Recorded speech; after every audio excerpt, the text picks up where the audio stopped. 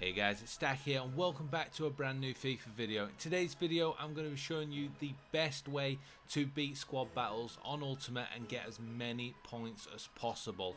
Now this is the team that I'm using, nothing fancy, all basically untradeable apart from that Scream Muller. I'm even playing Buchgueno as a centre mid. So as you can see, it's nothing too over the top. All my best players are on my bench, they're my main team. But this is just a backup team, just a rotation for me to play squad battles. I only do it for the rewards to hopefully get something good, and I have been quite fortunate now.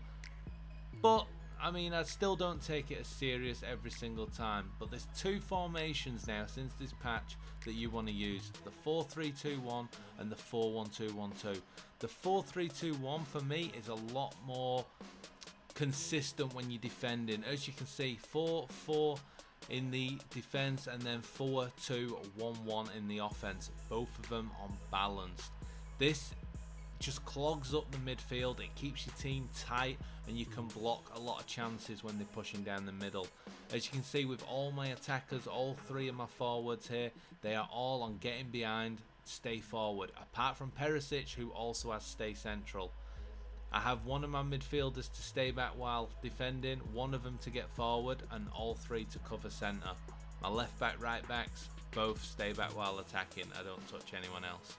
So if I want to push for a goal, nothing out of the ordinary here. 4-4, and then in the offense 4-4 again, 2-2, both on balanced. But this formation is a lot better at getting counter attacks. This is very good where you use your pacey strikers up front. Even though they might not have the best finishing, they're going to get you the goals. All of them are going to be getting behind. Your cam is going to be a free roam and stay forward. And then all your midfielders you don't really have to touch other than your CDM, your left back, right back, which are stay back while attacking. Cover centre on the CDM. Nothing on the left back, right back other than stay back. I mean, these are the kind of points you can be getting. Obviously, I got these on the easier too. Now for me, I think you only have to average about 2,400 points every single game to get into top 100 most of the time, because a lot of people don't play it as much as they used to. But these bottom games, trust me, like when you see the top players there, check the team out, because some of them are not worth trying in the Ultimate. They will absolutely punish you. So for me, normally the first two games, the two lower chemistry or lower rated teams, I will always play in Ultimate. I usually do get a win. Sometimes I might not get all 5 goals or whatever, but you're still guaranteed most of the time to get around 2,600, 2,700 points with a lot of ease. That's for about a 1-2-0 win. But it is these easier games that you can actually get most of your points with. As long as you can get a win on Legendary or Ultimate on the harder 2 games, that will get you a lot of points. But these first 2 games are the crucial ones in getting the maximum amount of points as possible. So you saw I got over 3,000, that is in this game that you're watching right now. 2,700 in the next game, and I kind of messed up and then lost interest and started just holding the ball towards the end of the game, which I'll show you a trick in case you do get bored of squad battles like I do. Once I get them 5 goals, I sort of just hold the ball by doing a fake shot.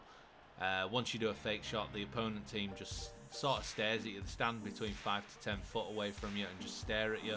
And then when you're doing that, if you want to know when he's going to actually tackle you, you watch the other players on the pitch, and when they push forward, the player that's about to tackle you will then push forward and tackle. So once he does that, you can turn, and you'll actually see me do this a couple of times towards the end of the video.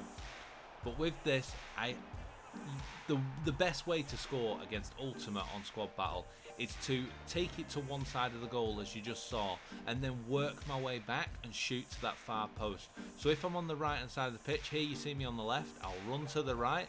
If I get the shot, I'll take it. If there's a defender in front of me or the defender's in a good position to stop it, I will cut back, either get the pass back across the box, or I will cut back and finesse to the far post. So if you're on the left, normally you want to be shooting at the left, but only once you've cut across to the right and then come back on yourself.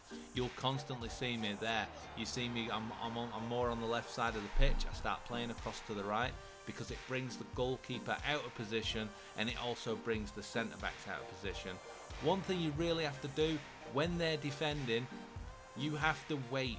It's just like Ultimate Team, the FUT Champions. You have to wait. You cannot rush unless there is a clear opening like this where you know easy counter. It's not always the case in squad battles, especially on Legendary and Ultimate. You have to be careful because if you mess up, they will punish you. If you're on a counter and you mess up, there's a good chance they're just going to counter you right back. If you're defending, you need to pick your tackles. Try not to slide. If you miss a slide, it's over. Like, you will be conceding any second after that. The gaps, they just destroy you. There's no way to actually physically stop them sometimes. I mean, you'll see a couple of goals in this. I concede headers all the time against bots, but I always let them cross.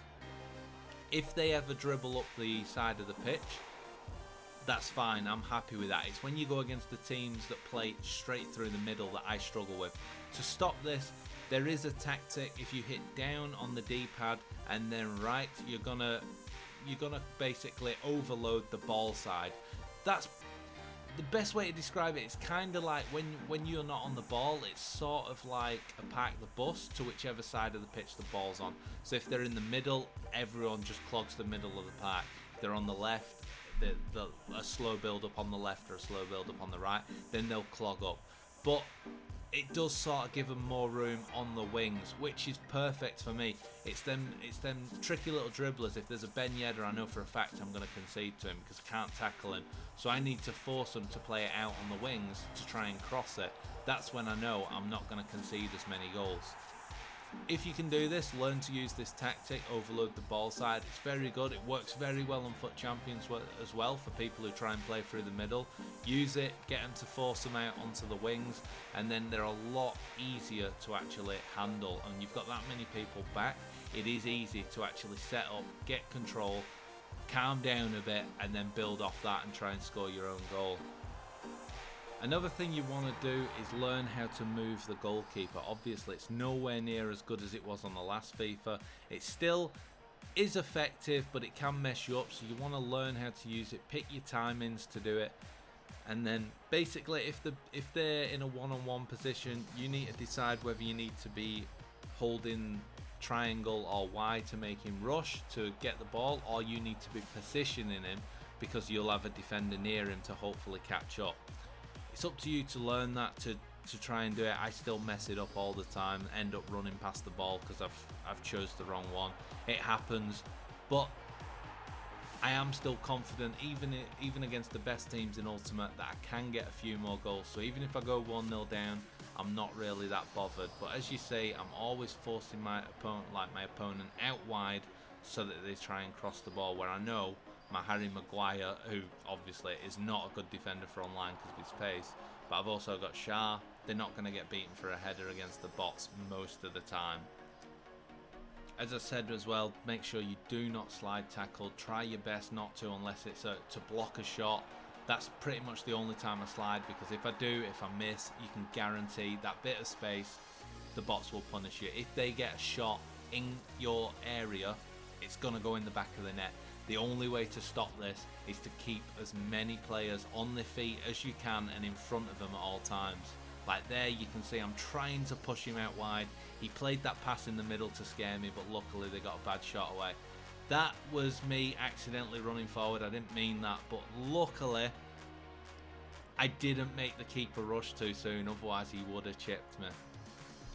Obviously, the better teams, you're going to find this a lot easier to do it with. If you've got a mega team and you're playing squad battles, obviously that's going to do amazing against the bots. But you don't need that amazing team. All you need is that pace up front so you can get counters if you need it. You don't have to rush on every counter, but just push up fast enough to try and exploit any spaces that you may get. Hold on to the ball, try and force your opponents to create gaps, and then push forward through the space. Keep passing if you have to, because you want the possession anyway at the end of the game for extra points, and hopefully you can get a gap big enough to work the ball through, get your goal. I don't have a clue how good this team would do online in FUT Champions or Rivals. I've never actually used it in that.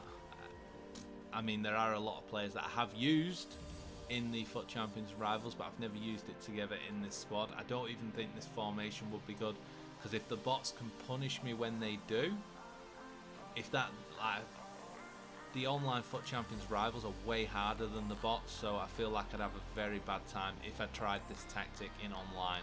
So yeah, do not use it online unless you modify it to yourself. Otherwise, just keep it just for the squad battles. Just make sure as well, if you do choose the 2 easy teams, make sure if there are some hard ones, just finish them on legendary to make sure you get the points. That's it for this video, guys. I hope you give it a thumbs up if you enjoyed it, and please subscribe if you're new. I will be posting more FIFA 20 videos soon. But for now, I'm out.